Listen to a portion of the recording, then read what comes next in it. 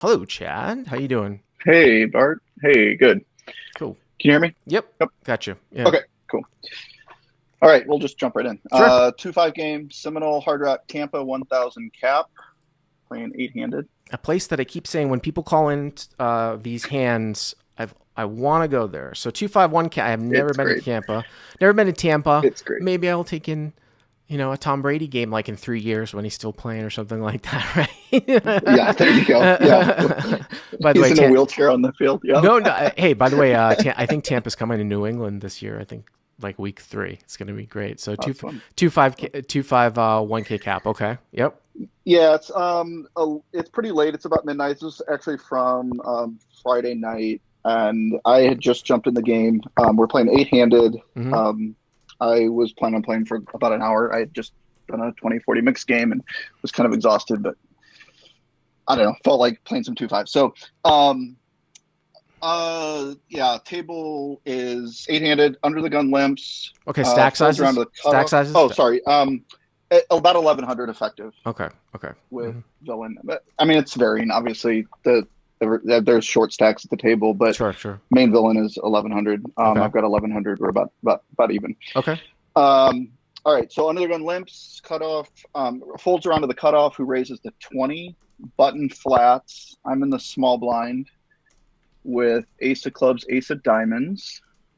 Okay. So obviously a mandatory three bet. Mm-hmm. I go to 100 Okay. and folds around to the cutoff, who flats the 100. Button folds, so we go heads up to the flop. Pops about 230 ish. Okay. So this is a double flat, right? Oh no, no, it's not. No, cut No, off. no, Yeah, no. cut off raised over the top of limp. All right. So Yep, under the gun yep. limps, cut off 20, button calls, hero, aces, three bets to 100, cut off. Fold, call, fold. So your heads up. So the pot's what, like 125 ish, something like that, right? Yeah, 230. 230. Oh, excuse me. Oh, excuse me. 230. Yeah, Yeah, 230. yeah, Yeah, about yeah, 230. yeah. Yeah, and I don't have any info on cutoff other than like he seems capable. He's a younger guy. Mm-hmm. Everybody else at the table seems like they were playing pretty short stacked. He was the only one that had any kind of decent stack in front of him. Mm-hmm. I had already three bet him like three times, so he probably viewed me as pretty aggro, but I happen to have it every single time. So Mm-hmm. but he folded the other time. So not sure if that plays in, but whatever. Mm-hmm. Okay. All right, so we go to the flop. Flop is eight of hearts, four of hearts, deuce of diamonds. Eight of Pretty good. hearts, four of hearts, deuce of diamonds. Hearts, deuce of diamonds. Okay. Yep, Yep.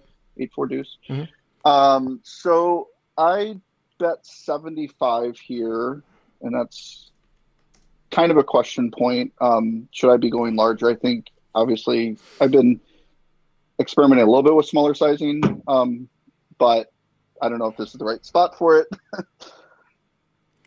Um, if you're asking me directly, I think it's going to be a function of how often you think that this guy can have fours and deuces here. So we'll look at a couple inflection points here too, in the sense that if you were probably looking at optimal pre-flop, yes, cutoff opens all pairs and probably defends with all pairs. Here the variable is that under the gun limp, so is cutoff ISOing fours and deuces. Is he going to call here with a three bet? If no, then you would definitely be allowed, I think, to go larger. With a caveat to that, though, again, is that I don't know if your opponents know that they're supposed to be defend. The reason why you are allowed to go larger is because in an optimal world, your opponent is also playing optimal, and he has to call down. So you want to get the most amount of value, right? So that's the theory of it. Would I go larger here? I tend to go larger, especially you don't need protection with a whole lot of aces. By the way, usually the combo of overpair that is checked in a three bet pot the most on a board, and I don't even know if it will really be checked here on a disconnected board like this would be aces with the ace of hearts. But your hand doesn't need protection like jacks, queens, and kings. And it's interesting too with aces because it cuts down on the ace highs that your opponent can call with. But this reminds me of an earlier call here from today where I don't know the skill level of your opponent, but it seems like your opponent's going to end up again with a high volume of hands here if you take this sizing. So You're going 1/3. It's not quite as extreme as going, say, 25%. So, it's not a mistake. I'm sure that you can take your entire range on this board for this sizing. Whether or not it's going to yield the most amount of money, I would tend to go larger. Okay, you go 75. Okay. Yep. Yeah, and that kind of plays in later too, I think, because I intentionally went smaller, so I think it affects some decision making later. I had to keep in mind that I went small on the flop, so that means my opponent can arrive at the river with a lot more hands. So the turn is pretty close to the worst card in the deck. It's the 5 of hearts. Okay, so he calls, right? So he calls, right? Yeah, he calls the 75. So pot's 380. like 380. Yep. Okay. Yep. Turns the 5 of hearts. Obviously completing the most obvious draw. I don't think 6-7 is here. It might be 6-7 suited, maybe. Ace-3 suited obviously gets there as well, but I don't know. So I think this is an obvious check. Question mark. Yeah, I think so. Yeah, I think so. So I check. Villain bets out 225. Okay, so that's like, what is that, like? Pretty large. 60%, something like that. 2/3. Yeah. So okay. I mean, obviously you're gonna call. You also have a wheel. Yeah, I too. call. Yep. Yeah, okay. Obviously. So I call. So now the pot's 830, right? 830, right? And the river is the Jack of clubs. Okay. So I obviously didn't want to see a heart. The Jack's pretty much a blank in my mind unless he's doing this with Jacks. With the Jack of hearts, maybe. So I check again, which I think seems obvious. And Villain pretty quickly jams for the remaining 700. And I hate this spot. So here we are. And I don't like check calling. well, I mean, I've obviously I don't know if are you a CLP sub? Yeah, I'm a sub. Okay, so I don't if you've been following the exploit series. I did a 2-parter on one of the most important, probably the longest exploit, which was, I think it was 13, about don't check call the river at the small stakes. But of course, there are reasons to check call the river, which isn't to induce a bluff and to value on some of the time. But the reason why I say don't do that at 1-2, 1-3 is because the frequency is so low. But I mean, here, I'm not saying you're gonna. We'll talk through whether or not you should call, but checking the river, and if you're going to call, yes, of course, it's a check call. If you're going to get to showdown, how else are you going to play it, right? So right. The thing I hate check calling the river, in this case, I think it's irrelevant, right? So this is what I would tend to say about this is that, yes, the small sizing leads your opponent to having more volume of hands. More volume of hands, across the turn, right? Like if he were to defend, and again, this is why sometimes these things go haywire. Like, I don't think, especially with the button calling. Now remember pre-flop action, right? Under the gun limbs, cutoff opens, button calls, and now you 3-bet out of the small blind. I don't know how many offsuit aces the cutoff has here. The reason why I'm saying that is because one of the primary bluffing types of hands that, even I would do here would be like ace X with the ace of hearts. So you start to think, well, what are those hands? Okay, maybe he flats with, ace king with the ace of hearts, ace queen with the ace of hearts.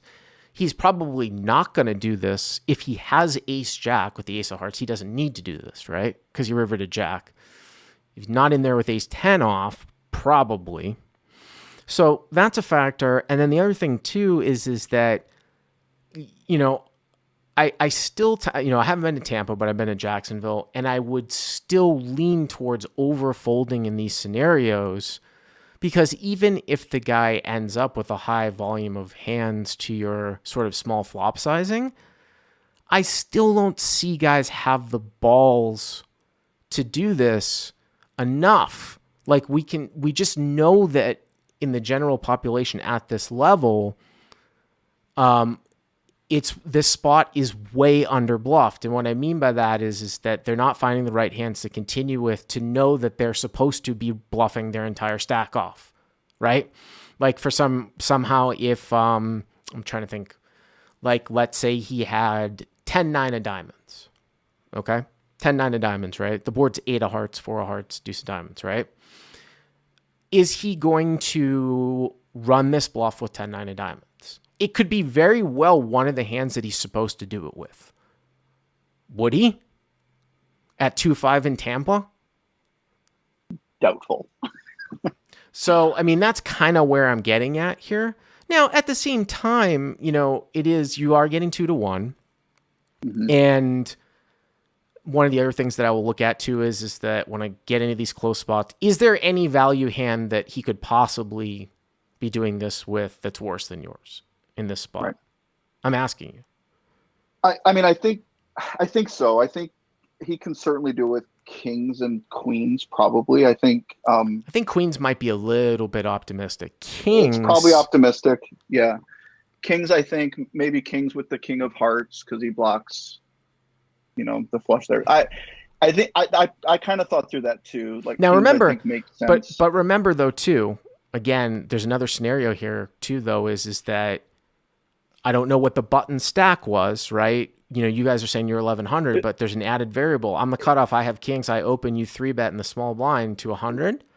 Yeah, the button had like 400. Okay, I was gonna say the button's already called behind me, so doesn't that want to make me 4-bet kings off more? Yeah, right? I agree. Yeah, and I kind of thought that too. I dismissed kings a little bit because of I think he 4-bets. So it's hard pressed for me to find any value hand that's worse than yours that goes this line, which is actually good for us in the decision-making process. Because when you start to stick in some value hands that they could be taking that are worse than ours, it actually becomes a harder decision, if you follow me. Well, and that's I kind of treated it as, I feel like he's pretty polarized here. And I mean, I think that term's overused, but I do think that because yeah, I dismissed kings. I dismissed the other overpairs. So I thought it was, and I don't think he's doing it with ace jack. He's not doing it with, basically any jack X. He's not, I think it's probably 2-pair plus, probably actually more like sets plus. Well, there's really no 2-pair, right? Right, exactly. Yeah. I mean, yeah, he's not getting with 8-5, right? You also you lose to ace 3 suited too. I mean, now I'd take a look back at the suits of my hand here too. Mm-hmm. And well, actually, it doesn't matter because there's no pairs out there. But sometimes it's going to be either 1 or 2 combos of ace X suited, depending on what's out there. So I mean, ace 3 of hearts would have been the nuts on the turn anyways, right. And then there's ace 3 of spades. So there's that.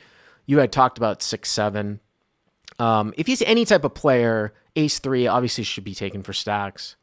That's not a flush. 6-7 obviously should be taken for stacks. If he's going to slow play sets, those should be taken for stacks. Same line, really. Flop a set right. 8s, 4s, deuces. If he defends pre with 5s, he's going to call your flop bet, right? With some backdoor straights. Right, so that should be taken. So there's all the sets are out there. There's a lot of combos of hands that beat you here. Flushes, exactly. straights, all the flushes, straights, and quite possibly all 5 sets. All 5 sets, which is 3 combos of each, if we include jacks at the end here too. So quite possibly almost 15 sets, another, maybe 6 straights of the suited variety, and whatever flushes he defends with. So there's a lot of value here that beats you. So you don't have the ace of hearts in your hand. The general population under bluffs this spot. Are they finding the 9-10 of diamonds for stacks here? Kind of makes me want to fold. If there's no worse value here, is probably what my line of thinking would be here. I went through. Yeah, I think I went through a very similar line. I tanked for a long time. It was probably one of my longer tanks, 5 minutes or so. And I mean, the table was getting a little antsy. I apologized several times, but I went through all of those, and I even talked through it, and I said, man, I really wish I had the ace of hearts here. And I was just watching him. I don't know. It's, I felt like I was pretty, I hate going to the mat with 1 pair. It sucks. Because they always have it here, I've found, but, I don't know. I ended up making the call. Okay. I felt like he was pretty uncomfortable too. Like I don't put a lot into live reads. I played a lot live, but I mean I don't think of myself as an expert at that, but I he did look uncomfortable. So I don't know if that factored in. I think it probably weighted a little bit. I tend to think those things make a close decision maybe, but So what's it the was result? so I was good with aces. I talked through it. I put in the call. I flipped it over because I also have the opinion that I just if he's bluffing, I don't want to make him like feel bad or something. So So did he say he flipped said it over, well and that's he's a not. so he said nice call. Is that what he said? Nice call. Yeah, he said nice. Okay. Yeah, he said nice call. I Okay. flip over the aces. And then just one thing to add. And I mean he. So you never know. Yep. You never found out what he. Just one thing to add to that too. And I've done No. entire videos on this too. Is that I think that's the correct play for you to do. I Yep. think that a lot of low stakes to mid stakes players, they think they're gaining some sort of information by the combo of bluff. I think that's ridiculous. I think you should fast roll your Agreed. hand. I'm also going, and again, I can point to a lot of high stakes players. If you see their behavior, you will see them mirror my thoughts. To add along to this too, because I had done a video on running it more than once on Saturday, and we had sort of talked, there was a lot of different situations over the last week. There was something that was very, very interesting that I saw go on Friday night too, which I'm going to discuss a lot in my podcast quite a bit, is that Andy and Garrett started running it twice on Friday against the lineup that they were playing against, which is a parallel to the situation of fast playing from up front in this given hand. And of course, the reason why it's a parallel is because they get it. The table was unbelievably soft, and they were going to do whatever the rec players wanted, even if 99% of the time they usually only run it once. I was actually Nick and I would talk about that. I was actually very impressed that they started running it twice. Because obviously it wasn't to decrease variance, that's for sure. You know what I'm saying? They were running it twice because, okay, these guys are giving money away, and these guys want to run it twice. So we'll run it twice. Just like if Garrett made this call and Mickey said good call, do you think Garrett's going to wait for Mickey to roll over his bluff so that he can learn about the bluff combo that Mickey has?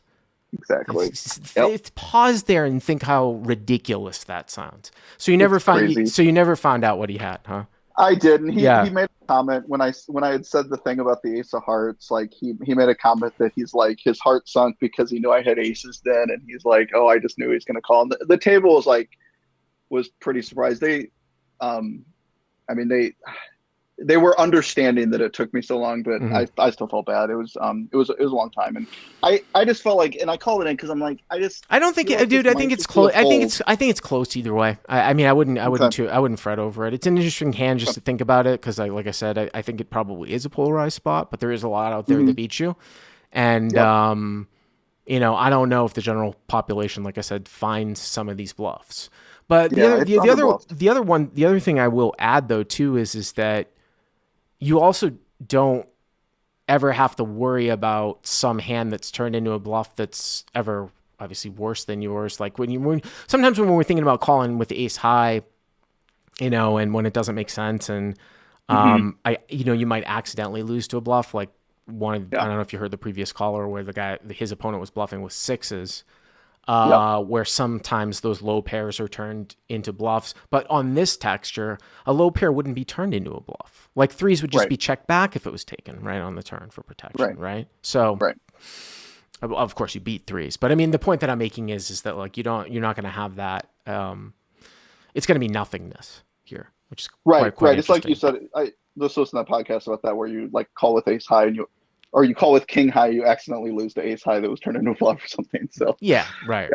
Yeah. Anyways, I appreciate the call. Thank you very much. If you enjoyed this video, please hit that like button and subscribe to our channel, and check out the coupon code in the description to try out the Crush Live Poker training site for free.